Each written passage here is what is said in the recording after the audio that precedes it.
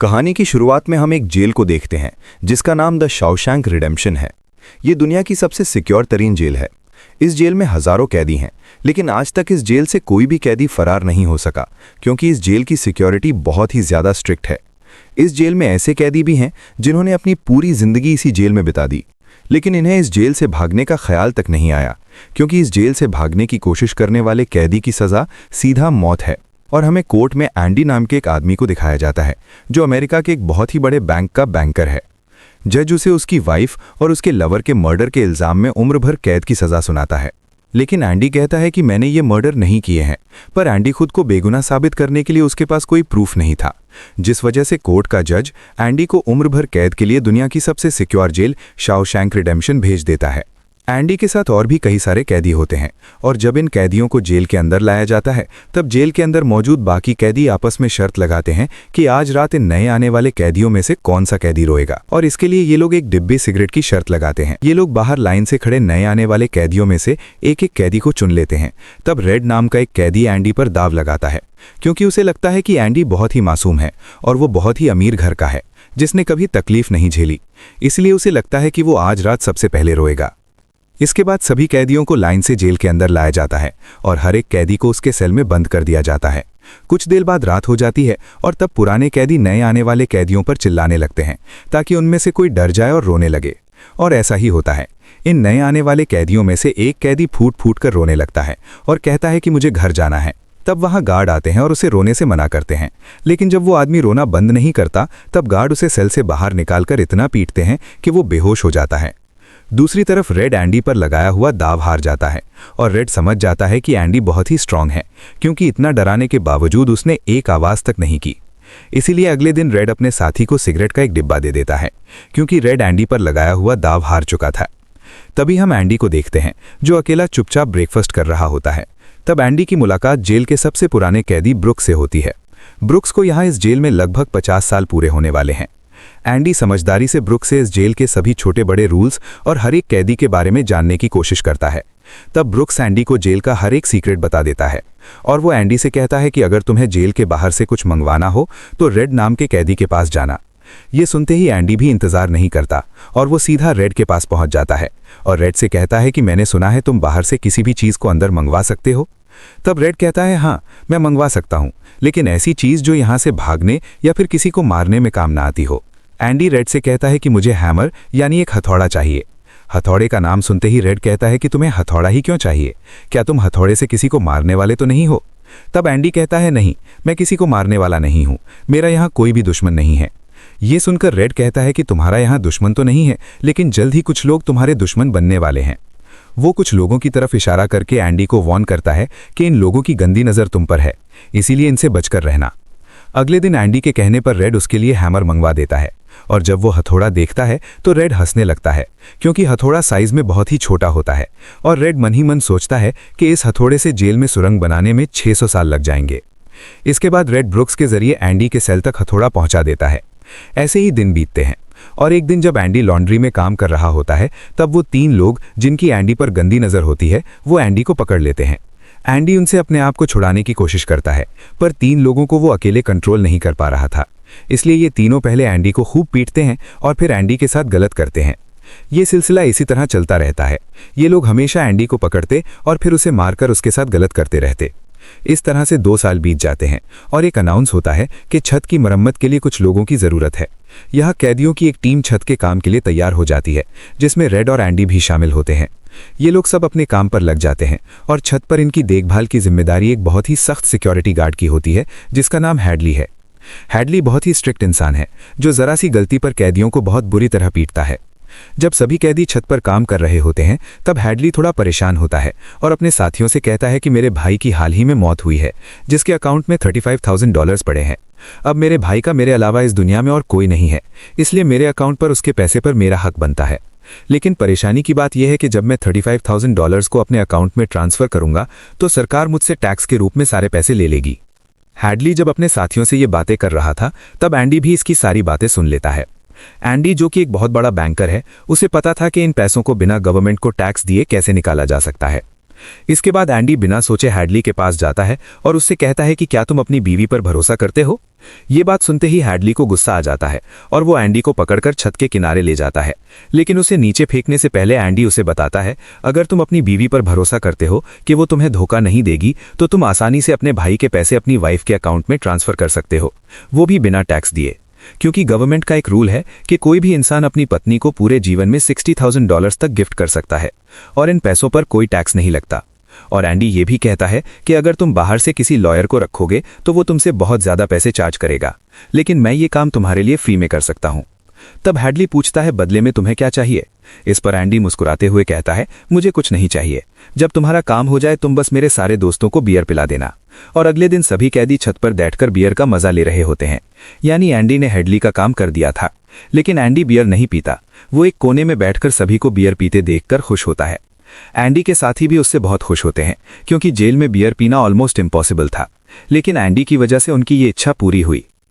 फिर समय ऐसे ही बीतता है और एंडी और रेड की दोस्ती गहरी हो जाती है। कुछ दिन बाद जेल में सभी कैदियों को फिल्म दिखाई जाती है और सभी लोग रीटा हेवर्थ की फिल्म देख रहे होते हैं।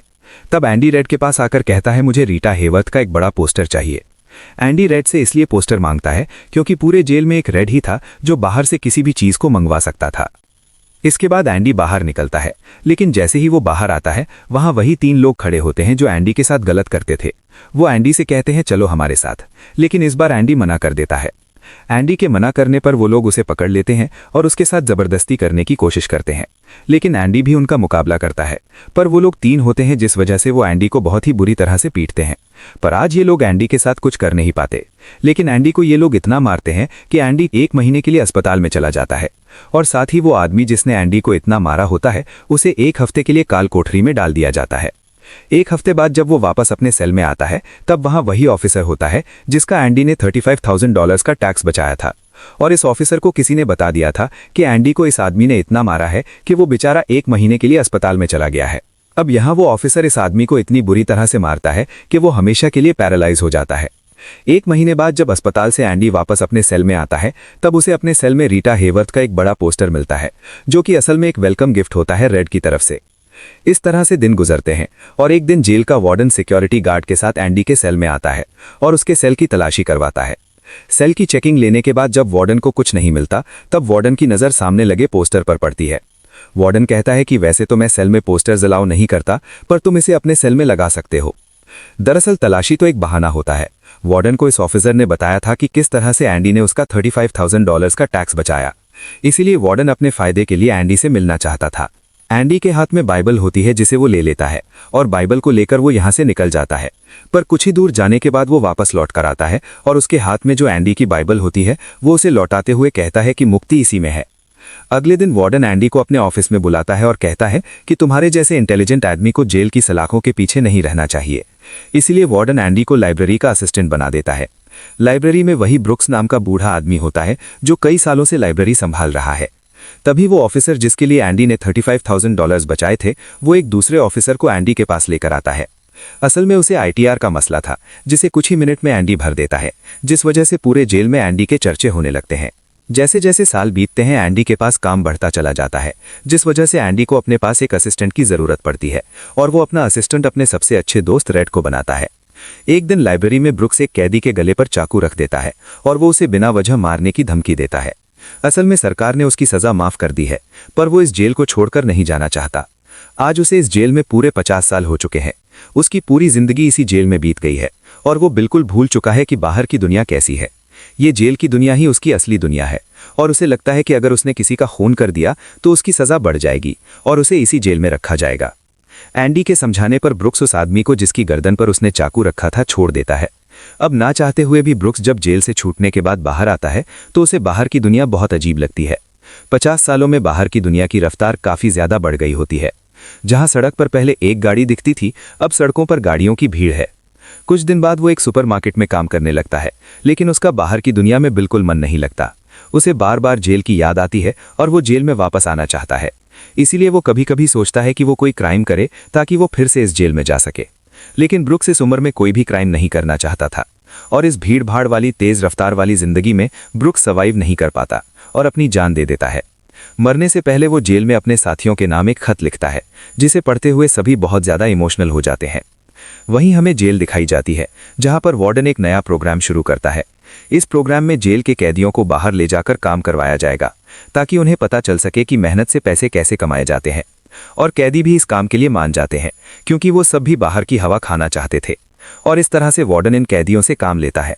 पर इस प्रोजेक्ट के जरिए वार्डन को बहुत सारे कॉन्ट्रैक्ट मिल जाते हैं, क्योंकि जेल के कैदियों की लेबर बहुत सस्ती होती है, और जो बाहर की लोकल कंस्ट्रक्शन लेबर की टीम होती है उन्हें कहीं पर भी काम नहीं मिलता, क्योंकि वार्डन आधी कीमत पर अपने कैदियों से काम करवाता है।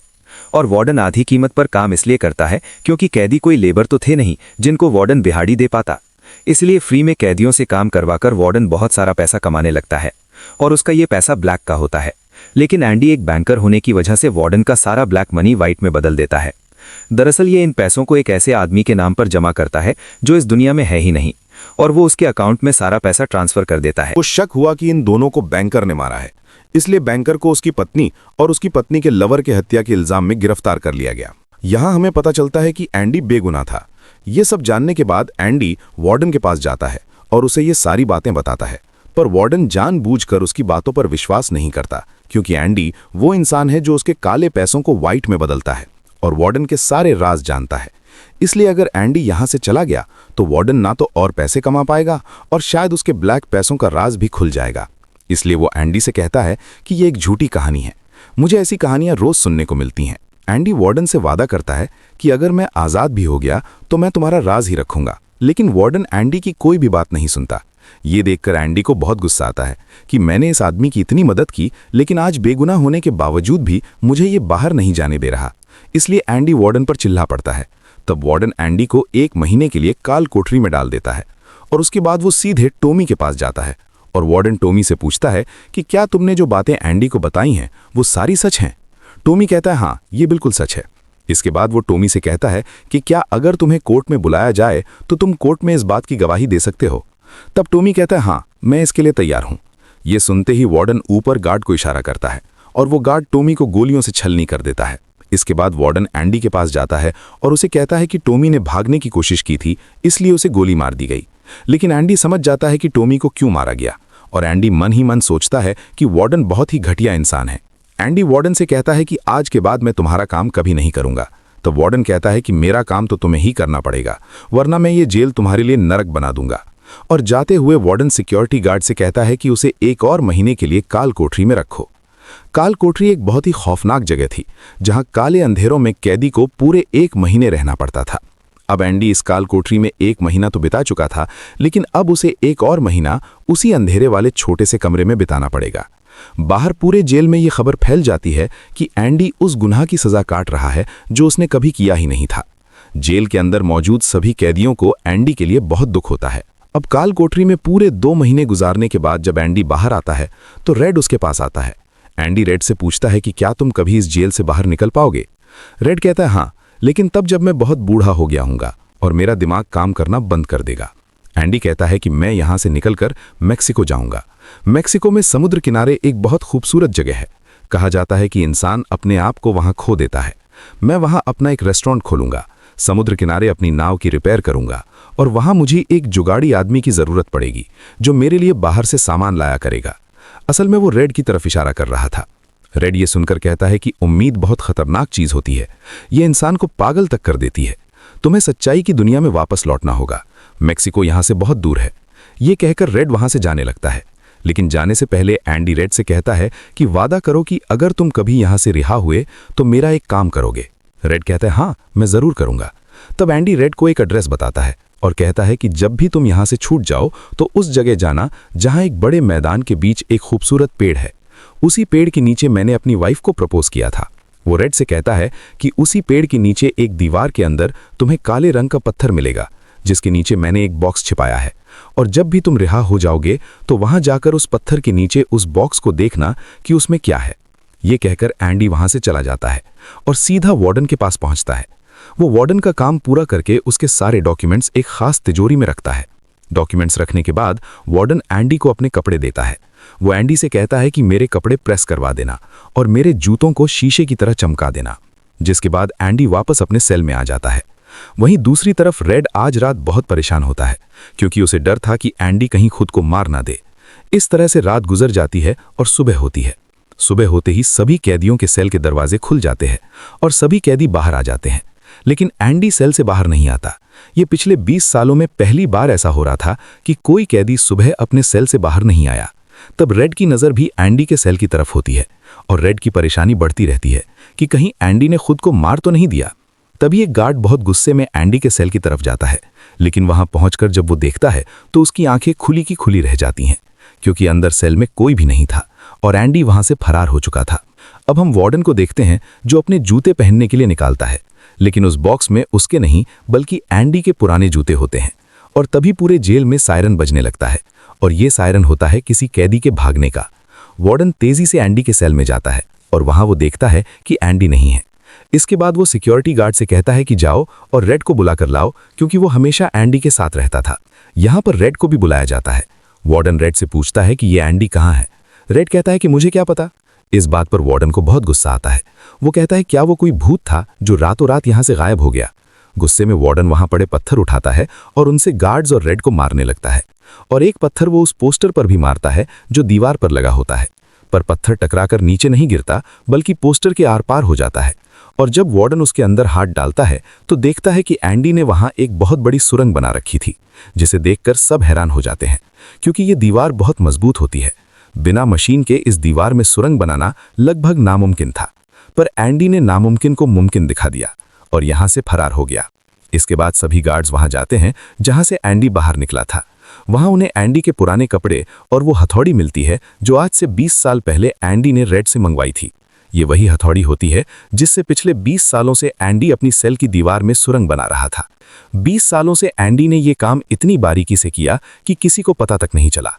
साथ ही दीवार से जो भी मिट्टी निकलती थी वो उसे अपनी जेब में रखकर ग्राउंड में बिखेर देता था।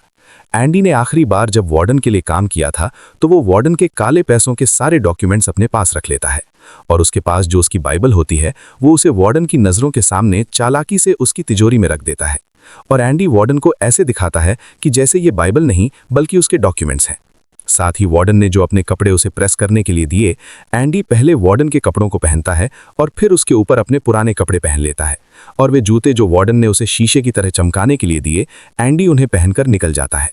रात को जैसे ही सारी लाइट्स बंद होती हैं, एंडी अपने सेल में की गई सुरंग से बाहर निकलता है, जिसके बाद वो एक गटर का पाइप तोड़ता है और उस पतले से गटर के पाइप में रेंगता हुआ उस जेल से फरार हो जाता है, जिससे आज तक कोई भी भाग नहीं सका था। हालांकि एंडी जिस गटर के पाइप से रेंगता हुआ बाहर निकला था वो लगभग 2 किलोमीटर लंबा था। अगली सुबह एंडी उस बैंक में जाता है जहां पर वार्डन का सारा ब्लैक पैसा होता है। ये पैसे एक ऐसे आदमी के नाम पर होते हैं जो इस दुनिया में है ही नहीं। ये सारा डॉक्यूमेंट्स का खेल एंडी ने ही तो बनाया था, और बैंक में उस अकाउंट के ओनर का जो सिग्नेचर था वो जेल से एंडी किया करता था। इसलिए एंडी को वार्डन का सारा पैसा निकालने में कोई मुश्किल नहीं होती। एंडी के पास उस आदमी के सारे डॉक्यूमेंट्स होते हैं, इसलिए एंडी बैंक्स में जाकर सारे पैसे निकाल लेता है, और ये पैसे होते हैं $3,70,000। यानी कि एंडी न केवल आज़ाद हुआ बल्कि वो पैसों से मालामाल भी हुआ। और यहाँ हमें पता चलता है कि एंडी जिस दिन से उस जेल में एंटर हुआ था उसी दिन से वो इस काम की प्लानिंग कर रहा था। वार्डन ने एंडी के साथ जेल में बहुत बुरा सलूक किया था और उसने टॉमी को भी मार दिया था, इसलिए वो वार्डन के काले पैसों के सबूत मीडिया को देता है। अगली सुबह ये खबर न्यूज़पेपर में छप जाती है, और जब वार्डन तिजोरी खोलकर देखता है तो उसमें उसके डॉक्यूमेंट्स नहीं बल्कि बाइबल होती है। बाइबल के पहले पेज पर एंडी ने लिखा होता है कि तुमने सही कहा था, मुक्ति इसी में है। और जब वार्डन पेज पलटता है तो वो देखता है कि वहां पर हथौड़ी का एक निशान होता है। दरअसल